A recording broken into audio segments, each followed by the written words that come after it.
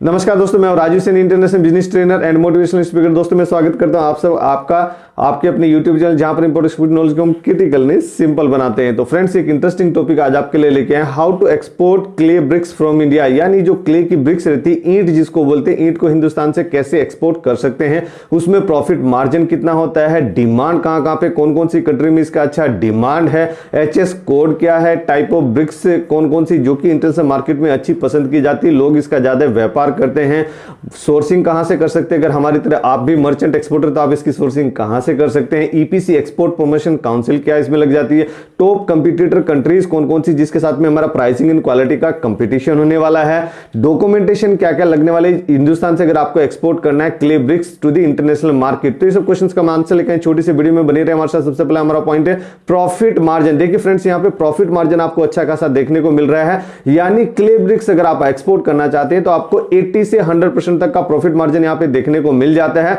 यानी अगर आप बाय करते हैं तो हिंदुस्तान से आपको कहां से बाय करते हो, आगे हम बताएंगे कहां से आप इसका सोर्सिंग कर सकते हैं। तो अगर बाय करना है तो आपको 6 रुपए से लेके 10.5 रुपीज पर पीस, यानी एक ईंट का आपको जो दाम बता रहा हूं मैं 6 रुपीज से 10 रुपीज 50 पैसा के हिसाब से आपको पर पीस के हिसाब से आपको ईंट मिल जाता है। अगर आपको इसको एक्सपोर्ट करना है तो एक्सपोर्ट प्राइस जो एफओबी वैल्यू निकल के आता है, फ्री ऑन बोर्ड जो वैल्यू निकल के आ रही है, जो हमारी टेक्निकल टीम ने रिसर्च करके जो डाटा निकाला है पोर्ट डाटा सेट, इसका डाटा आ रहा है लगभग 25 rupees to 29 rupees per piece जो FOB value free on board.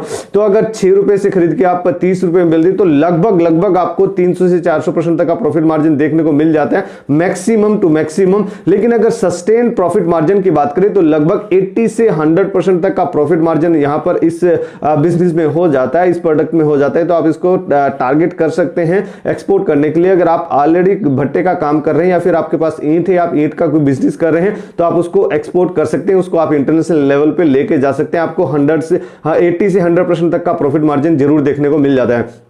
अगर हम बात करें कि डिमांड कौन कौन सी कंट्री में, यानी वो कौन कौन से टॉप इंपोर्टर कंट्रीज है जो कि डिफरेंट कंट्री से ईंट मंगाते हैं, कंस्ट्रक्शन का मटेरियल मंगाते हैं या फिर क्ले ब्रिक्स से ज्यादातर मंगाते हैं। तो सबसे पहले पायदान पे आता है यूके, यूनाइटेड किंगडम। तो यूनाइटेड किंगडम यहां पे अच्छी खासी क्वांटिटी में क्ले ब्रिक्स इंपोर्ट कर रहा है। वो कितना इंपोर्ट कर रहा है? Around 154 million US dollar, 154 million US dollar का पर ईयर वो इंपोर्ट कर ले रहा है clay bricks from different countries. तो आप उसका भी हिस्सा बन सकते हैं, आप उसको भी एक्सपोर्ट कर सकते हैं। अगर जर्मनी की बात करें तो जर्मनी सेकंड नंबर के इंपोर्टर आते हैं। जर्मनी कितना इंपोर्ट करे? Germany per year clay BRICS import कर रहे हैं 57.1 मिलियन यूएस डॉलर का पर ईयर इंपोर्ट कर रहे हैं clay bricks from different countries. अगर नीदरलैंड की बात करें तो नीदरलैंड यहां पर 47.8 मिलियन यूएस डॉलर का per year clay BRICS import कर ले रहे हैं। अगर बेल्जियम की बात करें तो बेल्जियम भी 46.4 मिलियन यूएस डॉलर का क्ले ब्रिक्स इंपोर्ट कर ले रहे हैं फ्रॉम डिफरेंट कंट्री, मतलब अराउंड द ग्लोब जहां से भी उसको मिल रहा है,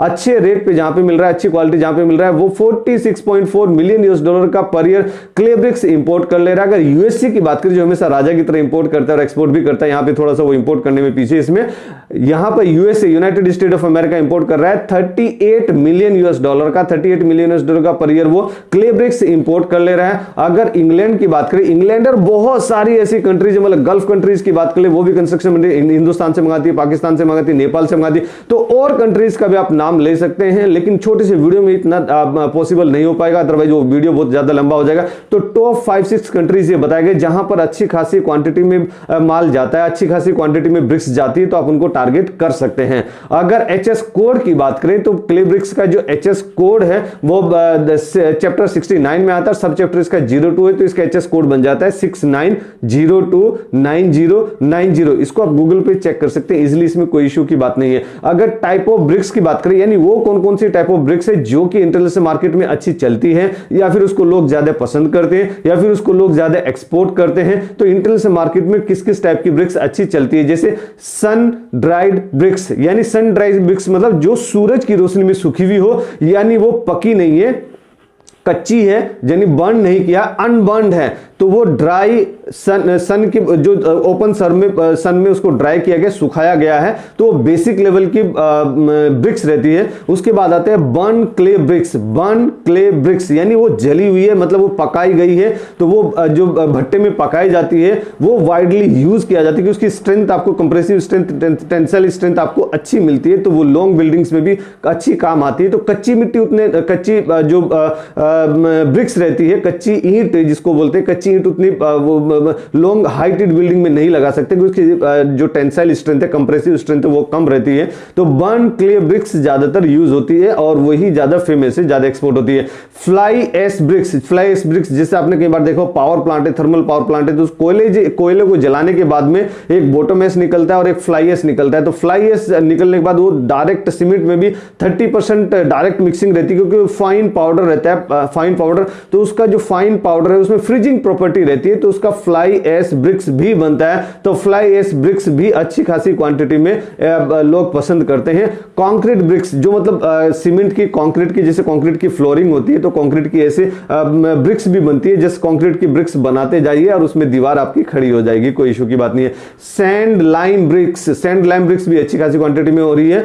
फायर ब्रिक्स। फायर ब्रिक्स मतलब वो जो रिफैक्ट्री वाली ब्रिक्स रहती है, यानी कई बार आपने देखा होगा किसी फर्नेस के पास में या फिर कोई जहां पे हाई टेम्परेचर जोन रहता है तो उसका पेस्ट भी आता है, रिफैक्ट्री का पेस्ट भी लगाया जाता है और रिफैक्ट्री की ईंटें भी बनाई जाती है जिसको बोलते हैं फायर वॉल ब्रिक्स या फायर ब्रिक्स। तो फायर ब्रिक्स वो रिफैक्ट्री की बनी होती है, तो वो मतलब स्पेशलाइज्ड जहां हाई टेम्परेचर एप्लीकेशन है वहां पर उसका यूज होता है। अगर हम सोर्सिंग की बात करें, अगर हमारी तरह आप भी मर्चेंट एक्सपोर्टर हैं तो आप कहां से इसकी सोर्सिंग कर सकते हैं? आप इसको इंडिया मार्ट से ले सकते हैं, आप इसकी कॉन्ट्रैक्ट मैन्युफैक्चरिंग करा सकते हैं। अगर आपके पास में खुद का भट्टा है तो आपका जो भट्टा है उसमें भी सेल्फ आप एक्सपोर्ट क्वालिटी की जो ब्रिक्स हैं वो आप उसमें डेवलप कर सकते हैं। उसमें जो साइज है, स्टैंडर्ड साइज आता है, उस साइज के आप डेवलप करके आप उसको इंटरनल से मार्केट में लेके जा सकते हैं, फिर तो कोई दिक्कत की बात नहीं है। अगर आपके पास में खुद का भट्टा है, अगर आपके पास में खुद का भट्टा नहीं है, आप उसको कॉन्ट्रैक्ट मैन्युफैक्चरिंग कराना चाहते हैं, कॉन्ट्रैक्ट मैन्युफैक्चरिंग के लिए आप किसी भट्टे वाले से कॉन्टैक्ट करके आप उसको कॉन्ट्रैक्ट दे सकते हैं और आपका डिजाइन,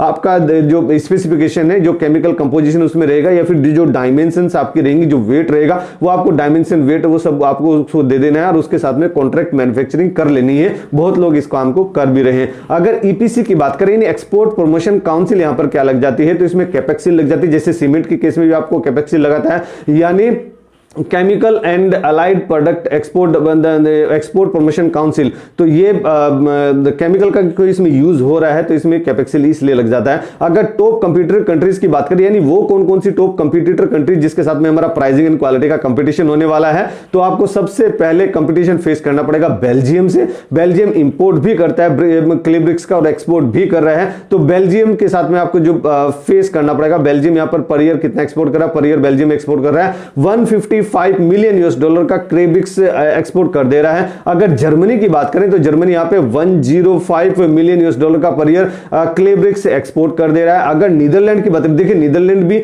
जर्मनी भी इंपोर्ट भी कर रहा है और एक्सपोर्ट भी कर रहा है। ये मतलब 5-6 कंट्री जो कि क्ले ब्रिक्स के व्यापार में इंटरनेशनल मार्केट में बहुत ज्यादा एक्टिव है। तो जर्मनी यहां पर, नीदरलैंड यहां पे कितना कर रहा है? नीदरलैंड यहां पे 105 मिलियन $1 का पर ईयर एक्सपोर्ट कर दे रहा है, दूसरी कंट्रीज को एक्सपोर्ट कर दे रहा है। अगर डेनमार्क की बात करें तो डेनमार्क यहां पे 68.3 मिलियन $1 का क्ले ब्रिक्स एक्सपोर्ट कर दे रहा है पर ईयर। अगर चाइना की बात करें तो चाइना भी यहां पर 31 मिलियन $1 का एक्सपोर्ट कर रहा है। चाइना बहुत पीछे है, लेकिन चाइना यहां पर मतलब लगा रहना चाह रहा है कि मैं किसी ना किसी प्रोडक्ट में आगे रहूं, और चाइना का यहां पर अभी डिमांड धीरे धीरे कम होता दिख रहा है। तो यहां पर अपॉर्चुनिटी है हिंदुस्तान के पास में, आपके पास में अपॉर्चुनिटी है। तो आपके पास में अगर भट्टा है या फिर आप ईंट के किसी प्रोडक्ट से जुड़े हुए हैं या फिर आप मैन्युफैक्चरिंग करवाते हैं या फिर कॉन्ट्रैक्ट मैन्युफैक्चरिंग कराते हैं या फिर आपके कोई रिलेटिव कराते हैं, तो आप उनको भी ये वीडियो शेयर कर सकते हैं और आप खुद भी इस बिजनेस में आ सकते हैं। अगर डॉक्यूमेंटेशन की बात करें, यानी वो कौन कौन से डॉक्यूमेंटेशन है जो कि रिक्वायर्ड रहते हैं यहां से एक्सपोर्ट करने के लिए क्ले ब्रिक्स,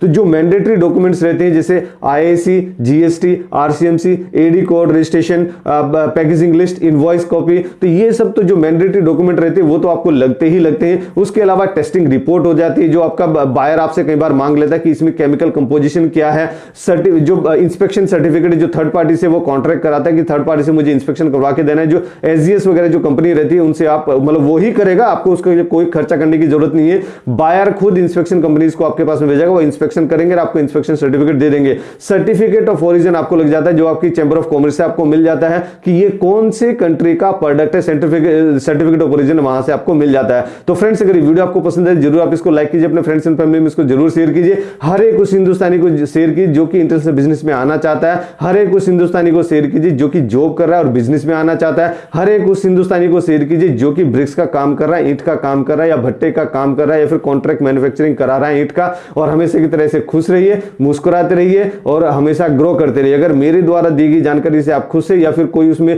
छूट गया, आप कुछ एडिशनल जानकारी देना चाहते हैं, कुछ इंफॉर्मेशन देना चाहते हैं, तो मिलते हैं डायरेक्टली कमेंट बॉक्स में। ऐसे हमेशा खुश रहिए, मुस्कुराते रहिए और हिंदुस्तान का एक्सपोर्ट बढ़ाने में हमारी मदद कीजिए। Let's do export together. Thank you.